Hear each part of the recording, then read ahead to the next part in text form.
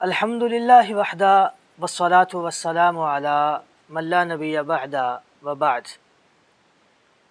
قربانی کے لیے بعض اوقات لوگ ایک ملک سے دوسرے ملک پیسے بھیج دیتے ہیں کہ میرے نام کی یا میرے پیسوں کی آپ قربانی کر دیں۔ تو بعض اوقات یہ ہوتا ہے کہ پیسے بھیجنے والے اور جس نے قربانی کرنی ہے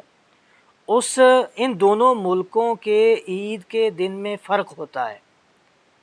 تو سوال یہ پیدا ہوتا ہے کہ یہ قربانی کس ملک کی عید کے مطابق کی جائے گی، پیسے بھیجنے والے کے مطابق یا جس کو پیسے بھیجے گئے ہیں جس ملک میں ذبح کی جائے گی وہ قربانی اس ملک کے مطابق۔ اگر ہم شرعی طور پہ اس مسئلے کو دیکھیں تو اس کو توکیل کہا جاتا ہے کہ آپ نے اپنی قربانی کرنے کے لیے کسی کو وکیل بنا دیا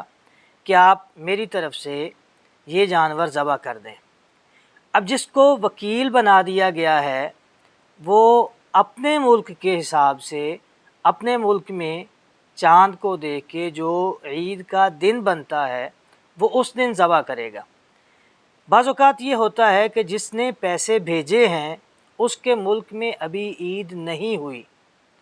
تو کیا یہ اس کے ہاں 10 ذو الحجہ ہے جس کو پیسے بھیجے گئے ہیں اور بھیجنے والے کے پاس 9 ہیں، تو جس نے قربانی کا جانور ذبح کرنا ہے جس کے پاس موجود ہے جس کو وکیل بنایا گیا ہے وہ اپنے ملک اور اپنے چاند کے حساب سے وہ جانور ذبح کر لے گا۔ ایسے ہی اگر اس کے ہاں جس نے پیسے بھیجے ہیں اس کے ہاں آج 10 ہے اور جس کو پیسے بھیجے گئے اس کے ہاں 9 ہے،